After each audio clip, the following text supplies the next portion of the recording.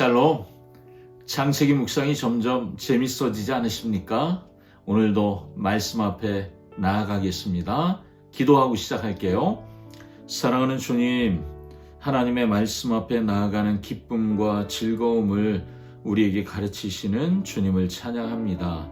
하나님의 말씀을 통하여 나를 보고 또 나를 구원하신 예수님을 바라보는 지혜를 주시옵소서.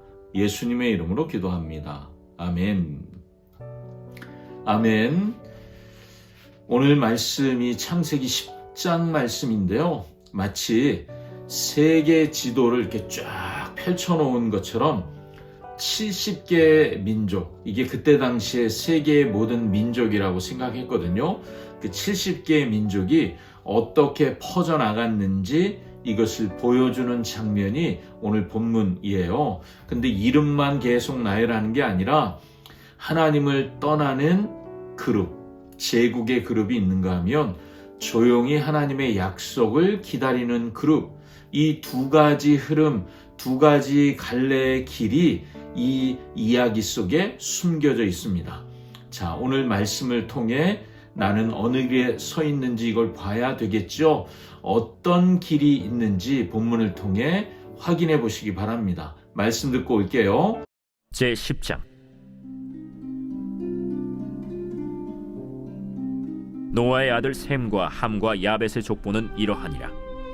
홍수 후에 그들이 아들들을 낳았으니 야벳의 아들은 고멜과 마곡과 마대와 야완과 두발과 메섹과 디라스요, 고멜의 아들은 아스크나스와 리밧과 도갈마요, 야완의 아들은 엘리사와 달시스와 기띔과 도단임이라. 이들로부터 여러 나라 백성으로 나뉘어서 각기 언어와 종족과 나라대로 바닷가의 땅에 머물렀더라. 함의 아들은 구스와 미스라임과 붓과 가나안이요, 구스의 아들은 스바와 하윌라와 삽다와 라마와 삽드가요, 라마의 아들은 스바와 드단이며, 구스가 또 니므롯을 낳았으니 그는 세상의 첫 용사라. 그가 여호와 앞에서 용감한 사냥꾼이 되었으므로 속담에 이르기를 아문은 여호와 앞에 니므롯같이 용감한 사냥꾼이로다 하더라.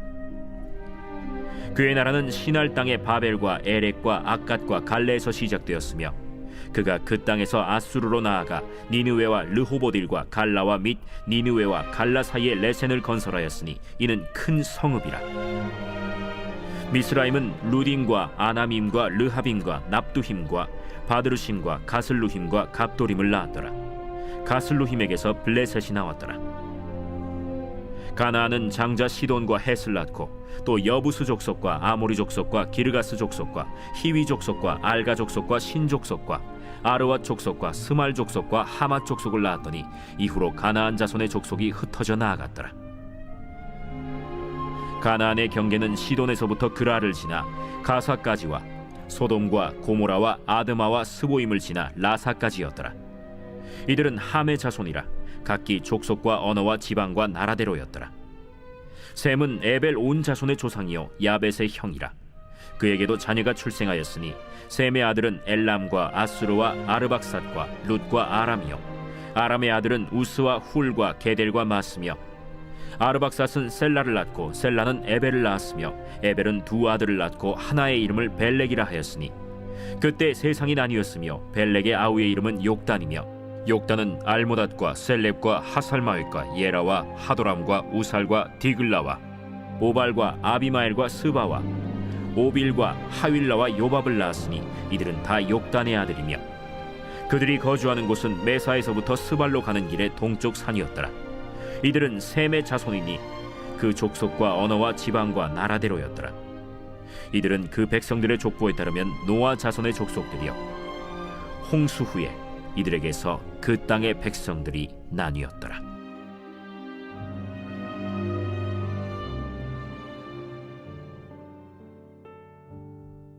아멘. 이제 족보가 나오는데요. 족보의 순서는 야벳, 함, 셈, 이 노아의 세 아들이죠. 이들의 후예들에 대해 말해주고 있습니다. 야벳의 자손들은 주로 바닷가, 유럽 쪽으로 그렇게 진출합니다. 영토를 확장해 나가는데 9장 27절에 야벳을 축복할 때 야벳을 창대하게 하사, 이 말씀이 그대로 그들 자손들에게 성취되고 있는 거죠. 흥미로운 점은 이 야벳이라는 이름 자체가 넓게 퍼지다, 이런 의미를 가지고 있다는 거죠. 말 그대로 하나님이 그 이름처럼 되게 하시는 거예요.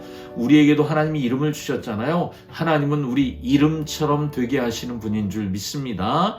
그런데 함의 자손들에게서 아주 특별한 인물이 한 사람 등장합니다. 바로 8절에 나오는 니므롯입니다.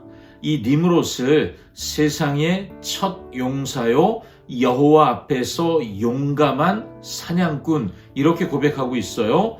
여기서 이 여호와 앞에서라는 말은 긍정적으로 하나님 앞에 있었다, 이런 의미가 아니라 하나님을 대적하여, 이런 뉘앙스가 더 강한 문장입니다. 그러니까 니므롯은 하나님께 순종하는 길이 아니라 하나님을 대적하는 길에 서 있었던 사람이지요. 짐승만 사냥한 것이 아니라 사람을 사냥했대요. 전쟁을 일으켰단 말이잖아요. 최초의 제국을 건설하는데 바벨, 그리고 아수르, 나중에 니느웨, 바벨론, 이런 제국의 조상이 되는 거죠. 니므롯은 힘과 권력으로 세상을 지배하려고 했었던 인간들이 만든 제국의 시조라고 할 수 있습니다. 하나님 없는 문명의 화려함, 그리고 그 폭력성을 보여주는 대표적인 인물, 이 사람이 니므롯이라고 할 수 있습니다. 마지막으로 이제 셈의 자손 이야기가 나옵니다. 21절 한번 보실래요? 셈은 에벨 온 자손의 조상이요. 자, 여러분, 물리적으로는 셈이 에벨의 증조 할아버지예요. 그런데 영적으로는 에벨이라는 이름이 훨씬 더 중요한 거죠. 그래서 여기도 에벨을 강조하고 있잖아요. 에벨이란 이름의 뜻은 히브리어로 건너온 자라는 단어의 어원을 말합니다. 건너온 사람. 여러분, 셈의 족보는 장차 믿음의 조상 아브라함이 나올 때 히브리 민족의 뿌리를 이루게 되는 그 민족이 셈이에요. 셈의 후예들은 앞으로 믿음의 길을 묵묵히 걸어가게 될 것입니다. 에벨이 아들을 둘을 낳았습니다. 그 하나의 이름이 벨렉이에요. 벨렉은 나뉜다, 이런 뜻입니다. 그때 세상이 나뉘었음이요. 자, 이 말은 이제 곧 바벨탑 이야기가 있거든요. 언어가 엉망이 되고 사람들이 흩어지는 이야기를 지금 미리 보여주시는 것 같죠. 셈의 후손들은 니므롯처럼 제국을 만들지 않아요. 그들은 조용히 동쪽에 있는 산에 살면서 하나님의 때, 하나님의 약속을 기다리는 남은 자들이 됩니다. 오늘 본문의 이야기가 이런 것들을 보여주고 32장이 마지막 절이잖아요. 홍수 후에 이들에게서 그 땅의 백성들이 나뉘었더라. 자, 여러분, 곧 바벨탑은 모이는 이야기거든요. 사람들은 뭉쳐서 힘을 키우고 싶어 해요. 그런데 하나님의 뜻은 흩어짐이에요. 나뉘어짐, 흩어짐이 하나님의 뜻입니다. 왜요? 생육하고 번성하여 땅에 충만하라. 이게 노아에게 다시 주신 명령이잖아요. 여러분, 하나님의 명령을 이루려면 모여 살면 안 되죠. 흩어져야죠. 그래서 생육하고 번성하고 땅에 충만해야 하잖아요. 때로는 사람들이 잘못해서 바벨탑 이야기처럼 억지로 흩어지기도 해요. 하지만 하나님은 그 흩어짐을 통해서 하나님의 약속, 땅의 충만함을 이루어 가시는 거죠.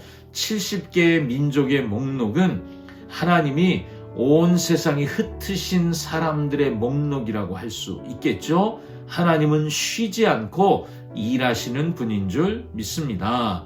자, 창세기 10장에서 흩어진 민족들은 신약의 사도행전의 2장으로 가면 거기 오순절의 성령 강림 사건이 있거든요. 그런데 그것과 연결이 됩니다. 언어가 다 바뀌어서 혼란하게 돼서 흩어졌던 사람들의 언어를 오순절에 성령이 임하시니까 각기 다른 말을 여전히 하는데 하나님의 큰 일, 이게 복음이거든요. 하나님의 복음을 말하기 시작합니다. 여러분, 흩어졌지만 그들이 해야 할 일이 뭐예요? 복음을 말하는 것입니다. 예수님이 이 땅에 오셔서 십자가로 모든 막힌 담을 허무셨다고 에베소서가 말하잖아요.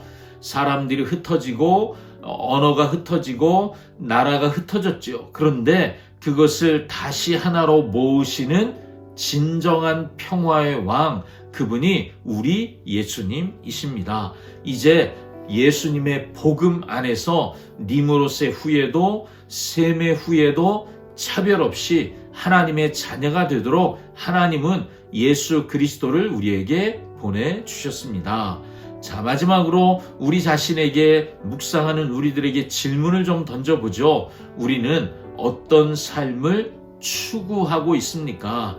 니므롯처럼 힘을 키우고 성을 쌓고 내 이름을 더 내고 싶어하는 용사의 삶을 추구하고 있습니까? 아니면 셈 그리고 에벨처럼 화려하지 않지만 하나님의 약속을 붙잡고 묵묵히 걸어가는 예배자의 삶을 추구하고 있습니까? 세상은요, 니므롯 같은 사람들을 용사, 영웅 이렇게 부릅니다.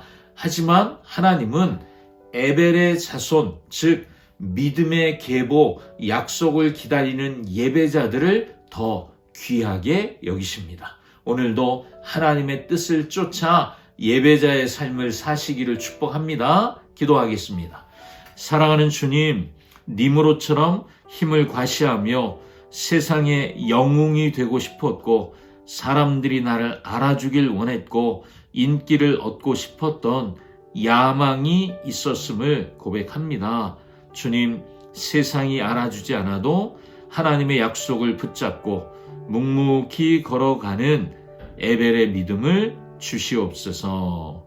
예수님의 이름으로 기도합니다. 아멘. 아멘. 오늘도 말씀과 함께 믿음의 삶을 살아냅시다. 샬롬.